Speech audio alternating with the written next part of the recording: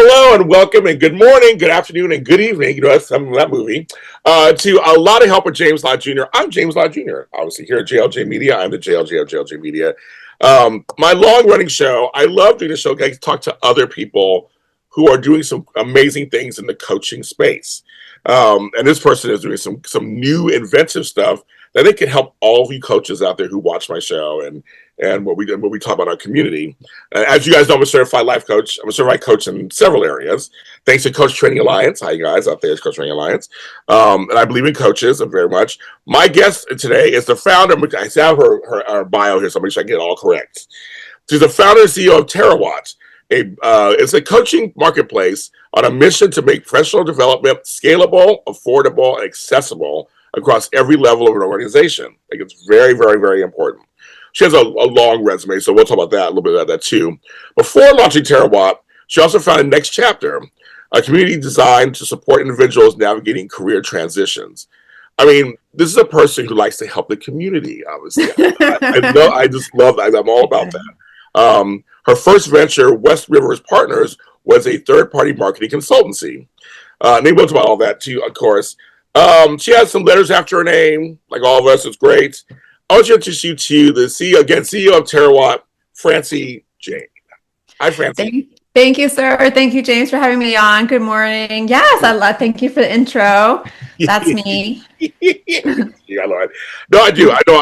And when I'm an old person, so when stuff came across my desk, but I still say that. I still say Rolodex too. My Rolodex. Sure. It's a really good word. I agree. Some of these words you just got to keep. Yeah. I agree. Thank you. So, see, you heard that, folks. Yeah. It's making you feel young again. But I mean, the fact when I was talking about this, I'm all about community, and it seems like you are too. You're community minded in terms of business. So the first question may seem so like simple, cliche, easy, but I just want to talk about this a little bit. How important is community in business? Love. Well, you know what's funny is one of the big epiphanies of my life was when I figured out that I was an extrovert. Because but I'm like so relationship motivated, right? That's like my number one thing, pretty much. And what I realized in like creating this business and then other ones too, but is the more that I can like do exactly what I want and treat people fairly, the better the business goes. And if you're not, so sometimes structurally, it's actually hard to treat people fairly because of legal things or whatever. Yes. But what's been really fun about this business is that I'm really trying to thread a needle and help 3 different groups be really intellectually honest and just treat people well, you know, with leading with trust and all these things that like we all know, like in the coaching community or space, like is kind of what integrity, I guess, is. And one of the big epiphanies also there was how I basically had spent so much time and money, you know, deconsolidating, what's the word, taking apart boilerplate legal docs so that I could make it more in line with the company. And I think that was like a really great use of my time because it really set me up for success, and that like everything I'm talking about is infused throughout the organization. It's not like I say this lovely thing and then like we screw people. You know what I mean? And like that to me, I love it because I don't think I could care so much about this if there was such a disconnect. Do you know what I mean? I do. And so it just makes me like really love it, and it becomes a little bit more like a mission than like a business and I'm just trying to grab what I can and get out of town, you know? Yeah, because you just said something in your about a few sentences ago. Yeah. That's so true. When I was in corporate, and I mean corporate meaning retail, whatever. I mean, I was in corporate offices. You're right. There's things set up that it's the obstacles are there to help people do things fairly, consistently, where they feel supported. And I know that back in the day, again, aging myself, especially back in the 90s, when I get to management positions. I think we're the same age because everything you're saying, I'm like, okay, you understand, you understand, girl. You understand, girl. So, well, back in the 90s, when I would always advance to management positions. I'm just that person. I always did. the upper management have rules that I was just like, I didn't like them. And I was like, and they were so much like, rule with fear, rule your staff with fear. Yes, exactly. Oh, yeah, 100%. And you're like, why, people? Do you understand how humans work? Yeah. That's all point. Like, if you Yeah. support them, I mean, nobody's saying be a pushover. No, I mean, you have to have boundaries. But I'm like, this whole just be mean, push, push, push, bottom line, bottom line, bottom line. People burn out, and they're not loyal. They don't want. Yeah. They Well, work okay. So this is everything you're saying is like really like the whole thing of this, and perfect. especially on our marketing side, because basically what we're saying to employers is, listen, like if you and well, it's a very elaborate thing, but the idea is that people will be loyal to you if you're loyal to them, and it's a two-way street. And either people leave if they're not treated well, or they burn out and they stay. Yes. So you kind of have two paths if you're not treating people well, and so what we're trying to say is like, listen, if you bring psychological safety and help people practice it and infuse it throughout the corporation, the organization, things will get better. And guess what? You will make more money. Like people will stay longer. Like the efficiency will be higher. And one of my jokes is like, we all know this in our heart, but there is now research showing all this. And so now you can actually really show the data. And I think that's what a lot of people, they feel like, well, I'm not sure the data is, but I know that if I scare people, they'll do what I want. And that kind of stuff. I'm the same. No, he's like, so listeners, he's rolling his eyes, same. Right. It's like that kind of stuff I can't take either. And you're like, well, we're all humans. Like, Right. how we all work. So Right. like, this is not like brain surgery. No. And so like one of the things with this, so we had this contract with coaches, and it started out being like boilerplate and like, I'm sure you've seen these kind of contracts where it's like mean contract language. It's like scary. Oh, I know. Oh, like, yes. You read it and you're like, oh my God, like they're going to tear me apart if I do the one wrong thing. And so like I had them change the language. We had all the coaches negotiate it, because ultimately I was like, these coaches are like the ninjas of negotiation. Like they know every single which way people get taken apart and screwed.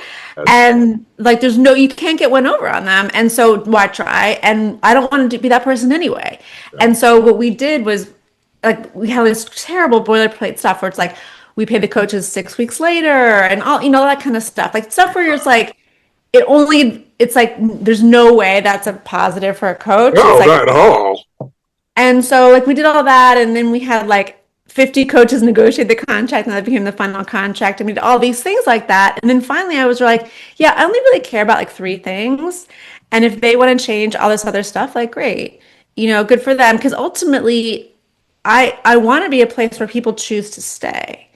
And like if I'm building a marketplace, so marketplace, like if you're not like a business founder type person, it basically just means like Airbnb or, the marketplace is really just connecting 2 sides. eBay is a famous marketplace. And so the idea is we're trying to have awesome, talented coaches and I say it's like all the stars in the sky, right? Everyone's different. They have bring different things with them. Everything's, but yeah, we're all talking to humans, right? So within like a universe. Yeah. And then we're connecting those to people, hiring them for either group coaching or individual coaching. But the idea is that what we want to be doing is group, because it's more affordable on a per person basis, so that we can help I call it like a sophisticated middle of employees. So like they're pretty smart, they know their job pretty well, but there's not that much professional development. They can go to a conference and sit on their butt, and maybe that's helpful, but it's a lot of money for like not that much ROI, return on investment. And so what I'm saying is, what about you just get like 20 people together, they all want to learn something similar, and they meet with someone over 6 months or 4 months, and like they can be their own accountability coaches, and they can infuse it through the organization. And and then by the way, they're like so delighted because they're learning and you're investing in them. And then the other pitch to the employer is, guess what, by the way, that's so much. So if that's like $5,000, let's say a person, I'm making this up, it could be any amount, but like $5,000, the alternative could be writing them a check for $5,000, sending them to a conference for $5,000. And I think I would much rather have them like learn with their colleagues something that benefits the organization, because then everyone wins. Like both the employee gets better and the organization gets better. And that leads to greater efficiency and leads to like higher psychological safety. And then there's all this research about the companies that are really like successful and like they are the high psychological safety companies. I'm going, folks, listeners, watchers, everybody. I'm going to co-sign with that because as a person who gets asked to speak at teaching corporations, I get asked all the time. I've been doing this for years. Yeah. It is true. When you're in a smaller unit and it's personal meaning, you all work together. It's with coworkers. I've known it's better outcomes. I just know it is. I mean, no shade on conferences. I've been to many conferences, had a good time. You know what I mean? But you know what I mean. I don't shade them too much. Yeah. Meaning, I do some conferences of my own, so I know how they go. But the smaller units, the smaller groupings over a 5-6, whether it's 5-6 weeks or 5-6 months, I personally have seen the company tell me, "Oh, we're doing much better now. The development is much. Oh my God, everything's just like employees are doing all this stuff." And I think there's something to be said about that. And also, it's just more interactive. It's always going back to school where they say, nowadays when classes were smaller and teachers could give the students, it's almost the same thing. I mean, a conference is big. You may have between 500 and 5,000 people at a conference, and who knows in a room. Yeah. We do our best. I've spoken at those two. You do your best, but I just feel like I'm with you. The more concentrated, that's what I was trying for. Kind of more interpersonal, meaning work interpersonal, that probably better. And that's 100% the thing. So like there's this whole area like called like adult pedagogy, right? And it's how adults learn. Yeah. And it's funny because what you're saying, like why do we want smaller classroom sizes? We want smaller classroom sizes so that's not rote memorization. So that you're discussing, you're asking questions, it's making sense to you, you're reflecting, you have leadership opportunities. All those things is why we care about the smaller classrooms. And it's the same thing for group coaching. And like again, like I've gone to so many conferences lately, and like whenever we do something, we try to be super interactive because we know it could just be people talking at you, and like you just don't learn as well. Even if you're trying to memorize the stuff, and like you're not using it, you're not practicing it. You're like humans need the social stuff. So I've just been like on this mission to find all the research that like proves this to be true, because I think that there are a lot of like naysayers, and I think in the coaching world, we're all like violently in agreement, like with all this stuff. And so it's always trying to convince other people who maybe they're just really focused on numbers. Okay, great. Here's some numbers. Here's how Google does it, or here's how Toyota does it. Or, there are great examples of organizations that do this. And so you don't have to lead with fear. I have a question for you. So just from your experience, because now the generations are shifting. Yes. We're Gen X, obviously, so we're the greatest. The greatest. 100%, yeah. The greatest. But non-millennials are now CEOs, and we're getting to that space. And now Gen Zers are coming into the workforce.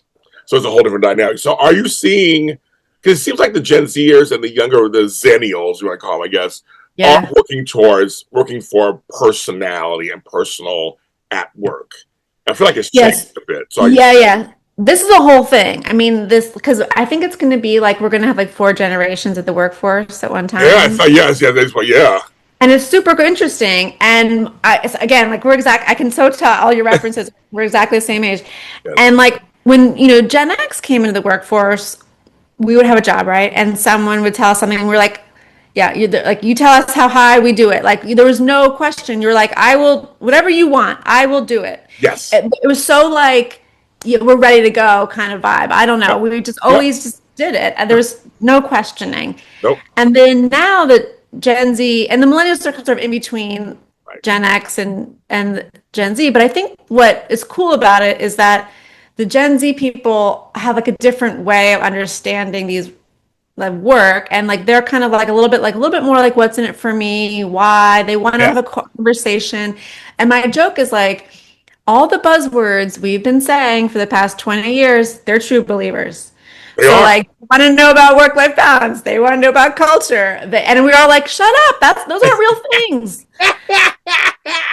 But like they Yes. now believe so like, oh, because I remember when I used to work, people would say like, what's the culture like? And I was like, oh, is that like a made up word? Like that's Yeah. not a real thing. Like there's no Yeah. culture at my workplace, No, right? same And here. now I get it. I'm like, I guess there kind of is. Like there's different vibes, but it's sometimes hard to put their finger Yeah, on it. I agree. Anyway, so I think that like it for sure is a thing. And like I could probably have a whole business saying like this is how you solve intergenerational conflict within organizations. Just because I think that everyone's trying to figure it out. But what's cool for like my stuff is that Gen Z, what they really want is professional development. They want their employer to pay for it. And Right. when we were young people in workforce, they were like, "You want to learn something? Do that on Saturday." Yes. Yeah. Like Yes. I don't Yes. want to. Don't bring that here. Yeah, Yes. exactly. Yes. And it's funny because I think the perspective of the baby boomers when we were young was like, why would I pay to make you better? It's just going to make you more valuable, then you'll leave.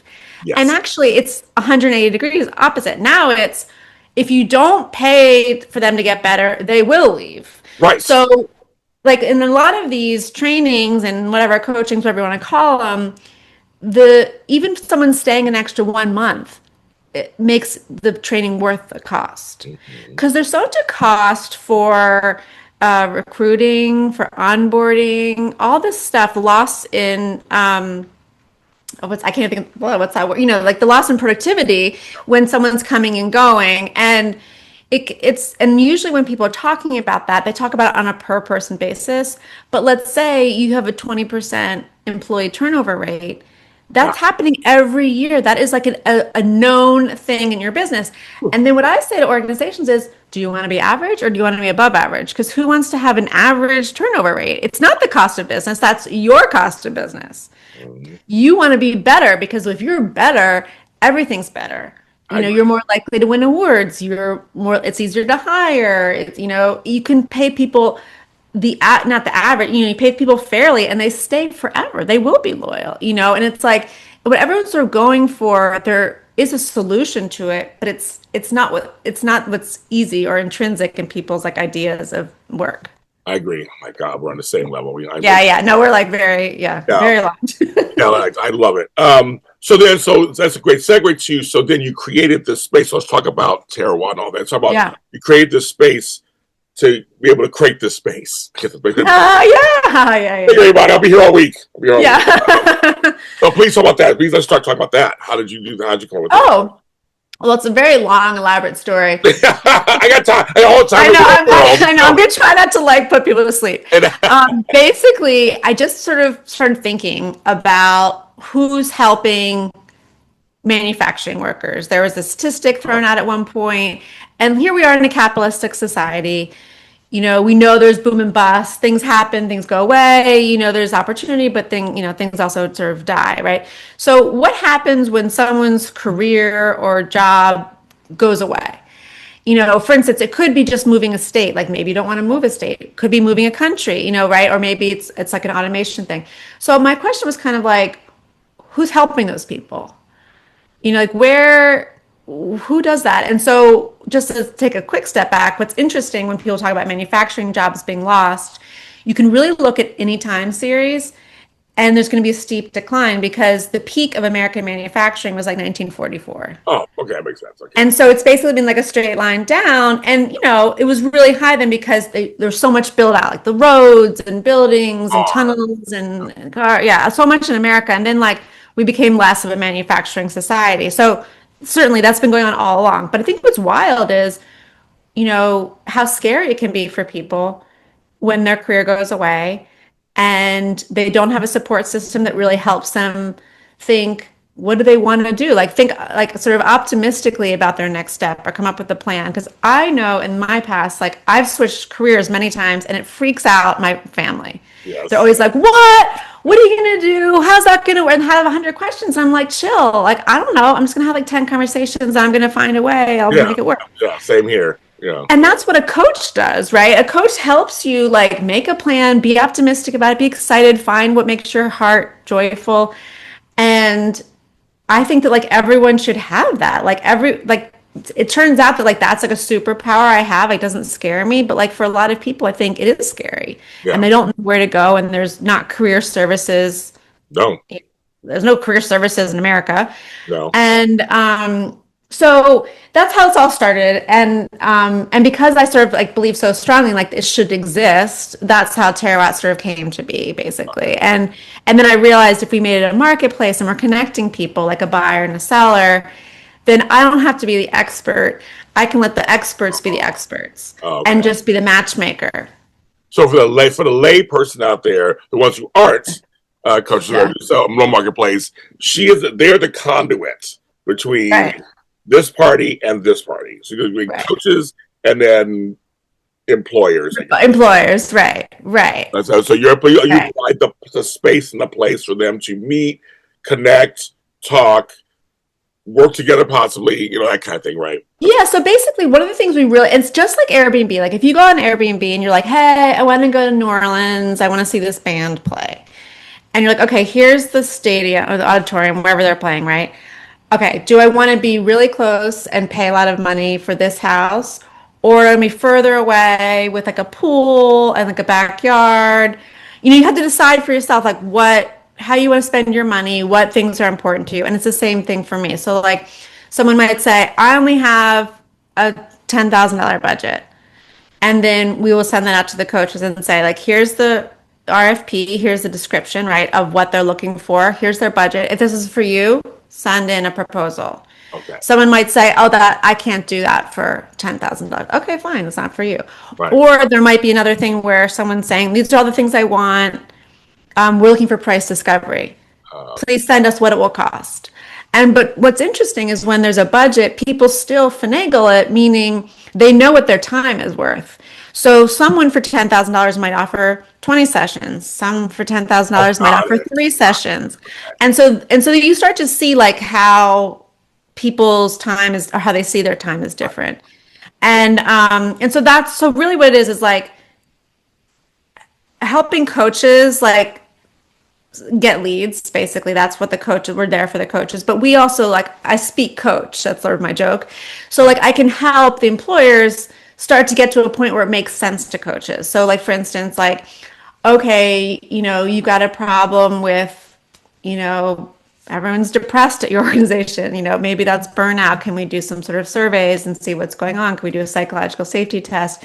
There's stuff we can do to kind of get more specific about what the problem is. So the coach is not necessarily diagnosing.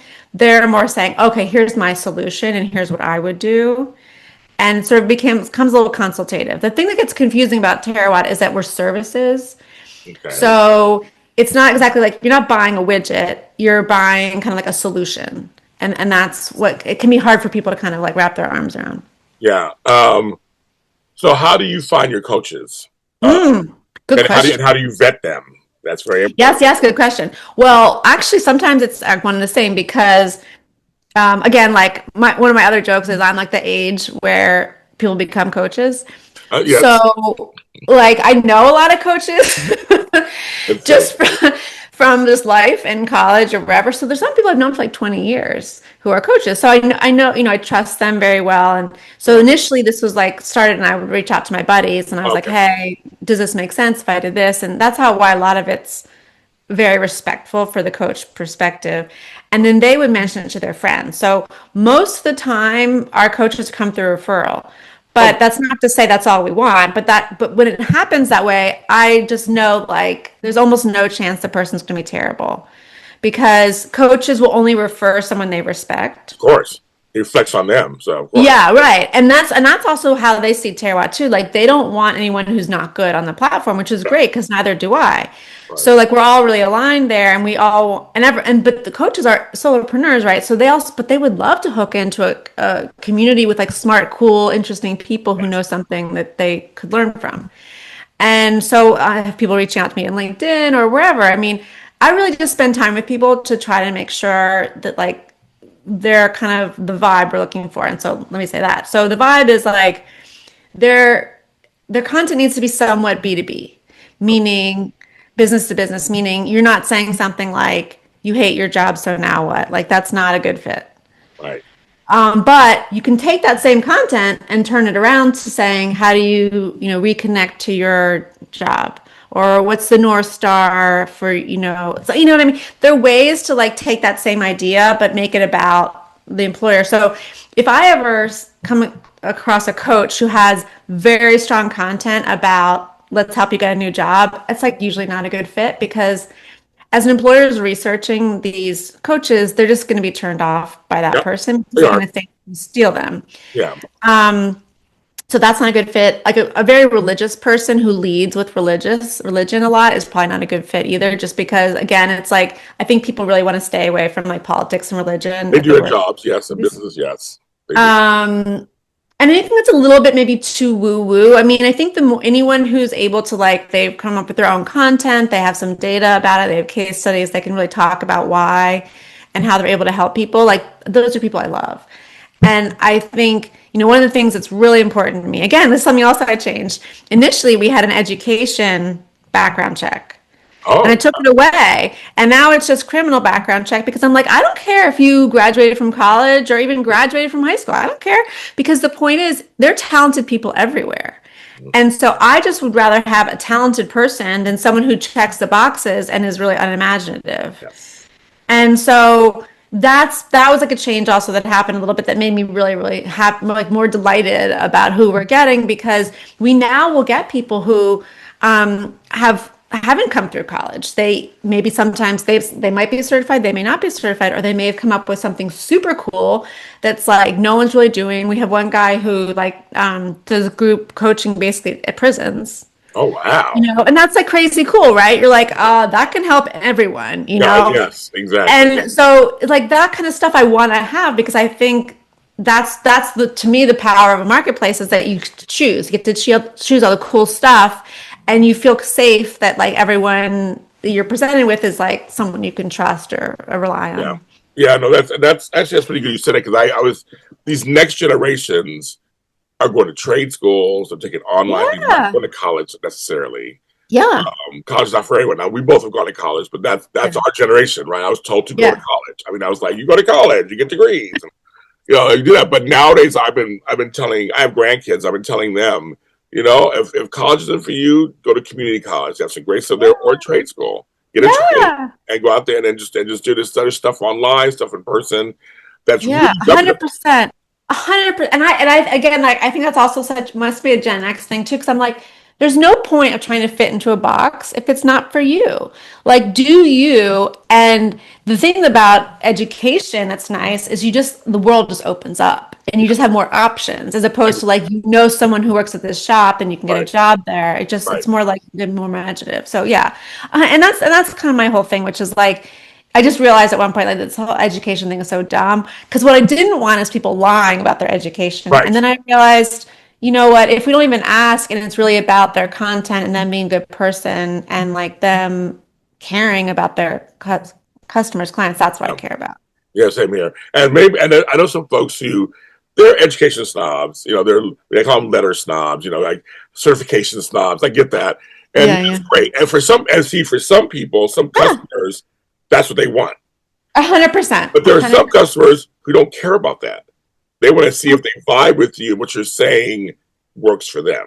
100%. And like we have one coach, he's another one I can think of who's like he didn't go to college and I think he was a firefighter. Oh And wow, now he basically does like coaching for like there you firefighters go. Oh, there you go. and I love that because I'm sure there are super cool lessons by the way that we can all learn from like Uh, what are firefighters doing and if everyone's just the same like corporate like all the same initials you kind of have a little bit of group think like you need to have different people doing different things zigging and zagging and like that's what like makes life interesting. I agree. I totally agree. So, how easy or hard was it to set up? I mean, just like, was it just like, I mean, I'm not saying Oh, taking a business is not the easiest thing on earth for everyone, but for all of us, yeah. it takes some time. But how was it getting this community together? Yeah, good question. I'll say like actually the weirdest part is the easiest part of this has been attracting Oh, coaches, fun. Okay, well, there you go. which is wild. I know. I figured, oh, I'm gonna have to advertise and blah, blah, blah, blah. Yeah, Well, no, because coaches are very sociable people, and there's just, I end up like referring a lot, or people will find me on, they like my LinkedIn or whatever. Yeah. And so that part is like, I would say like semi-viral, and that like I don't worry about getting coaches. The hardest part, I mean, actually, it's funny. The hardest part for me is every part where I am when you ask me that question. So, like, in the beginning, it was hard to figure out, like, what's the business model? Like, initially, it was going to be that we were going to help individuals. And then I realized, well, people don't really want to pay for coaching. Like, it's like they don't want to pay for psychology. You know what I mean? People don't want to pay for things you can't wear. They want to pay Oh, for got jeans. it. You know Yes. what I mean? There's a whole weird like psychology thing where like You're right. people will pay lots of money for $1,000 sweatshirt, Yeah. but if you're gonna like do some psychology, anything related to psychology or the brain, um, they it's too weird for them and they can't pay for it. Yes. So like we switched a little bit because then employers had budgets, and so that became B2B. Then I had like at one point I had a different name, and that took a long time to change the Oh, name okay. and a website. And I think that like always, it's always the hardest part is always like when someone has a vision for what would be really helpful for them, and just logistically, it's not that easy to do. Like that's hard, Right. but it's fun. It's a fun hard. Right. It's a puzzle. Right. And so there's always that. There always, I mean, I have a million of these, but like, for instance, one example was we have a client who was asking for like some mentorship coaching, like helping them build a mentorship program internally, which is great. Love that, right? Yeah. Oh, yeah. And so there's a coach that would help them kind of do it, and I sent it out to everyone because I didn't know who had mentorship experience, and we got 21 proposals back, which was a lot, right? That's great. And I didn't know how to separate. I wasn't sure how to really like boil it down, and so I just sent 21 proposals Oh. to the client, and then I said to her, I was like, "Well, what do you think about the 21 proposals?" And she was like, "I would have preferred three." And I was like, okay, great. And so, but now I'm thinking like, but it's not that easy to figure out like No. what three does she want? Like, do I do high, medium, low? Right. And like, and it could be a super cool, and it will be, right? A super cool way to figure out like, how do you go lower? How do you like fine tune it? Because you want them to be delighted. Yes. But there might be a maximizer person who wants to see 21, and Right. there's someone else who wants to see three, and so you also have to give people the option, like, how many do you want to see, and maybe that helps. And so it's that kind of stuff, it's like, it's hard but it's great hard because if it makes her easier for her to make a decision, that's a good problem to solve. Yeah. I love that. I mean, we like to solve issues. Like that's what we like to do. Yeah, yeah, yeah, So I can tell you, like me, like to do that to solve a problem. yeah, yeah. Great. So how long is Terawatt been around? Well, it's like a 2 or 3 years. I mean, it's sort of been evolving a lot, but like, and it's like current incarnation. Very About two. good. Very good. Congratulations. I think this is Yeah, great. yeah. Folks, I'm gonna have her on the show again. We can talk some more stuff. But I just thought this was fascinating, and marketplaces are in these days. Everybody's meeting up, and now this is not just a meetup; it's also a serviceable meetup. Like you can come in and get some services, get some stuff for your There you all go. businesses out there. It's the land of businesses, and we need to make the infrastructures just work better, smoother, loyal people. It's tough out there, and people are tired of the employer that just doesn't know their employee. People are tired of that. Yeah. They just And here's another tidbit I'll say that I think has been really helpful for me to understand why people lead with this sort of bad management theory or ideas. yeah, Is I think it's because in the old days we were making widgets, yeah, and the only metric of things being, well, not the only, but one of the key metrics was how many widgets can you make. right, And so it was kind of like the sense of like work harder, be more efficient. And that's just not how the brain necessarily works. And now, by the way, we're mostly not making widgets. We're mostly having ideas, or there's something much more, a much longer process. It's not like rote manufacturing. And I think that, but yet we're all still as a society really stuck in this idea of like getting more out of people. Like, can we make 10 widgets today instead of 9 yesterday? It's like, that's not what we're doing. We're trying to make a great widget that sells really well, not just that it's faster made. Because like it's more about the insights, right? Or like the needs of people, or the changing trends. I mean, there's so much more going on in the world, and it's not as simple as I think we kind of pretend. Also, I think too, there's more people in the world. there's less taking just whatever job now. Back in the day, I could replace you in a second. And Yes. I mean, you want this job? Fine, bye. There's 10 of you out there who'll take it. That was true at one point, not anymore. There may be 10 people out Right. there, but they're not taking the Right. jobs. Right. And not to mention, I'll also add, especially if you're not going to train them, Right. especially if you want them fully formed and knowing all the things you want, that's like three people. Exactly. You know Right. what I mean? Like, good luck. Right. So you're better off. That's one.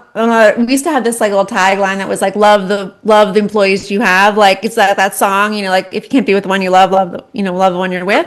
And it's a little bit like that. Like, just make your current employees your ideal employees. Like, what's wrong with that? Right. These are not widgets; these are people. And and then by the way, train them what you want them to know. Like, oh, guess what? Shocker. Right. That will work. And then it's right. Again, it sounds so simple and like right. And they go, but we're seeing it more and more that a lot of companies aren't set up that way. So that's big and small. It doesn't matter what its size it is. So there's a lot of companies that run in antiquated systems, and that's a problem. It's like things have changed. It's like, yeah, you can actually tell your employee what you want done, what you expect, but there are ways to do it that are very impactful. Yeah, exactly. And I just think that that's the other thing, like this comes up. Like, I think if you were to ask people, it's like if you ask people if you a good sense of humor, everyone says yes, or are you good at communicating, everyone says yes. Like, those are things that, like, there's a wide divergence. You know what I mean? Like, even though we can all speak, it doesn't mean we communicate well, because most of the time, at least I know, my big problem is I'm always thinking about what I think or what I need or what I want to say. I'm not thinking about how the person's hearing. And that's like such a skill that like we never really get taught. And like it's that kind of stuff. Yeah, I teach a course on how to listen. I love those kinds of listening courses. Oh, so good. So good. People are like, "Oh my God, James, I hear things. I hear things now." I go, "Yeah, I know." Like, we're not talking. I mean, we think we're listening. Yeah. Sometimes we ain't.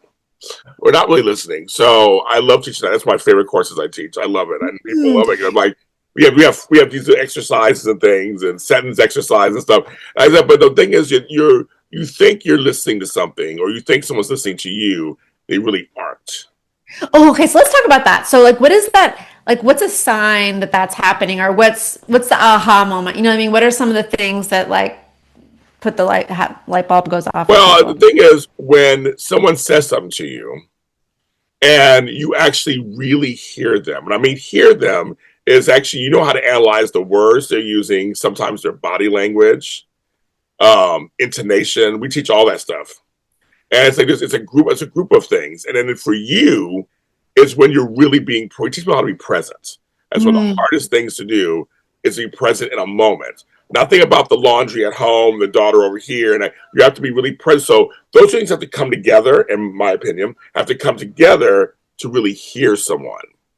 You have to take judgment out of your brain. You got to clear your brain of certain attributes. Right. Listen to somebody, whether it's and synthesizing. You take it synthesizing Yes. out too, right? You have to just like hear the actual words, not the like. Yes. Yeah. So they get to, but you have to kind of like really. It's almost like breaking it down as you're listening. But if you're present, it won't be that hard. You'll just be listening. You'll be like, okay, because as an interviewer, I have to listen. I always say, if you're a good interviewer, you have to listen to what your person is saying, so you can actually do the next thing. You and I have been back and forth. I mean, I'm listening to you. I'm fully present. I'm listening to you. So we teach exercise like that. I think those are the aha. They go, oh, when you said, I would love for you to do this blank. And you take all the judgment you think's in it, take all the stuff you think is in it. I really mean what I say. Like, we just take it for face value, almost like just plainly, just these are the 5 words I said to you. Yeah. And I mean them, those 5 words. They go, wow, okay, now I got it. I was like, you weren't attacking me, or you weren't coming at me, or you weren't blaming me because you have your own stuff. You may be feeling yourself. Right. That's what my classes. That's the epiphany. They go, yeah, I'm so busy thinking I'm not doing a good job, but you're coming to me saying, I want you to do a good job. I'm going to support you. Here's how we're going to do this. And I'm taking it as, oh my God, they're meaning me and telling me. I'm like, no, we're not saying, like, we're actually not even saying any of that. Yeah. Oh, so interesting. You're so Do you busy ever do adding like stuff. videos so like people can like see like where they thought someone said something and then you see it later? You know what I mean? Like, I had this exchange once. Who is it? Oh, it's so elaborate, but it wasn't even actually me. It was someone I was my neighbor, and I was saying to her, "Oh, that girl who parked in your driveway, she was driving too fast down the road." Because I'm always like walking my dog, and she said to the girl, "You were driving too fast," and the girl said, "I'm a really good driver," See, and the lady said, "That's not what I said." exactly. There you go, right there. I think about If that all the time. if you're present, you would go, "Oh my God, was I too fast earlier? I'm so sorry. I think Right. we're in a hurry. I mean, I was doing this. Not, I'm a good driver. Why are you yelling at me? Oh, why are you like, no, that's not even. I didn't question your driving. Right. I was saying in that moment, I was walking my dog, and you almost hit it. I like Yes. listen to what it is. That's my point of my classes. Yeah. Yeah. No, that's so cool. That is like so valuable because I think that we all have these like shortcuts to Yes. like cut to the chase and like, okay, what you're saying, like, I don't know what you exactly said, but like the effect was blah, blah, blah, right? But like, and your point is just listen to the words and like make it easier on Yeah, there's yourself. your answer. And I did a blog post years ago on it called "The Art of Listening," and it went viral. People loved it. So then Oh, it's like maybe I should teach some classes on this. That's why I started doing that, or offer. oh, love. And It's then a great niche. Oh, it's a great niche because I think people are so in their head. that's what it is. Yeah. So my coaching skill is to get them out of their head, and like literally just take it for what it is. Literally, it's like it's right there. And like that's what they're saying. Well, are they doing it? Because you start thinking about things. You start thinking, what do they really mean? Like, no, that sometimes they're actually telling you what they really mean. Yeah. It really You know is. what's so funny is I started reading this book. I'm sure as a coach you've probably already seen this, but something like called The Games People Play. Yeah. Oh yeah. Oh yes. Oh my God, it's exhausting. But basically it's just talking about like how the 10 things that are going on when there's like some Yeah. exchange and Yeah. like you don't even realize it 'cause it's so like cultural and or like oh my God, it is fascinating. And like how like one exchange will be a sign of like flirting, another exchange will be like a sign of like what neighbors do to just pass it. I don't know. It's just a very Well, it's one elaborate. of those things where like with a lot a lot of women talk about this, how they're being if you're considered a good looking woman and you're being nice to a man in a work situation or restaurant or whatever, they think you're hitting on them. And it's like, no, you would know if I'm hitting on you. Women will let you know if they want you. Trust me. Yeah. Within the first 5 minutes, they will tell you somehow. But when they're just being nice because everybody should be nice, nice should be the norm. I always say that Yeah. should be the norm. You're thinking, oh my God, they must like me. Oh my God, I love it. Oh my God, and you go a little too far. So it's like if you're present and listening, you just say, they're being nice. And so I'll be nice back and life goes on. If something comes out of that at some point, then you would know and it'd be different. But it's like, I feel bad for a lot of women who you have to go through this. And it was like, that's the art of listening, though. It's like a lot of men aren't listening the way they should.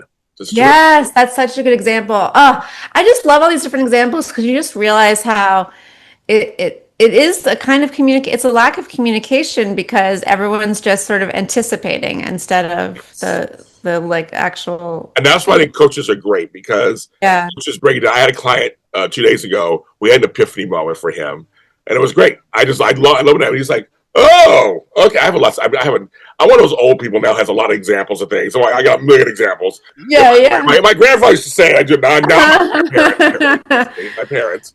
So when I say something I was saying, he goes, "Oh my God, James, that is," and he writes it down. He's like, "That just connected everything we did in the last 45 minutes." I'm like, okay, great. You got connected. That's good. I'll talk to you next week. Here's your homework. But that's the whole thing is I think it's just that we interpret more than we listen. We talk more than Mm, we listen.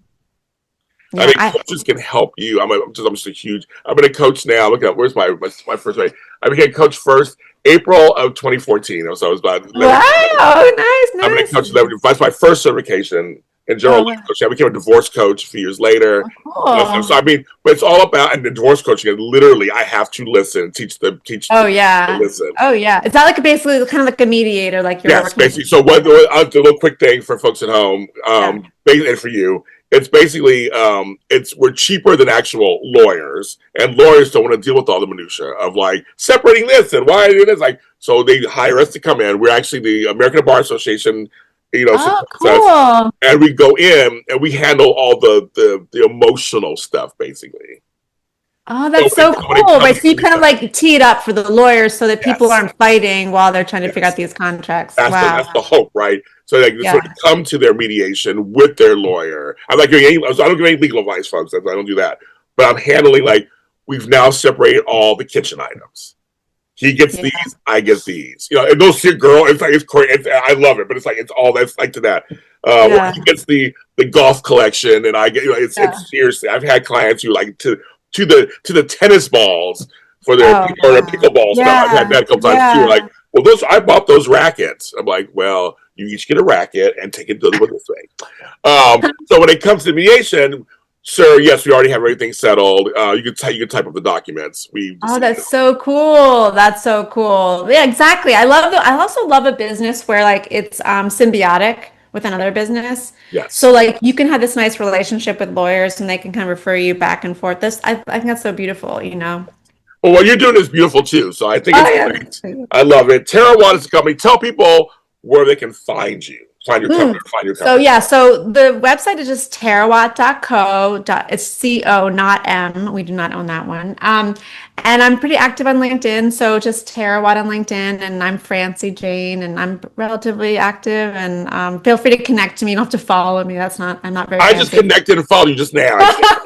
I'm more of a connector than a follower. I did So. both. I did both. You'll see my name, so you'll see my name, isn't it? But yeah, well, that's me. So thank you for having me on. This was such a pleasure, and I'm looking forward to our next one. Yeah, no, me too. You're wonderful. We're going to come out again. We're going to come out again. So, folks, and also for me, I'm a lottofhelp.com. That's lot with two T's. Of course, everywhere. We're also on Facebook. And this show is on all streaming service platforms from Apple to Audible, not Google. Google's gone. Spotify, iHeartRadio, we're all on those. And then, of course, I call the granddaddy of them all, JLJ Media on YouTube. We are there. We are there for you. Be there, be square. We're there for you. Check this out. If anybody see this, if you're a coach, you want to pass on to other coaches this episode, please pass on it to other people. If you have any questions, you can ask me. If we want to connect you with her, I can do that too. I know some folks like to be connected to third parties, so I can do that too. If you don't want to contact her directly, we can do that also. Everyone, have a great week. We're here on Tuesdays. We'll see you next time.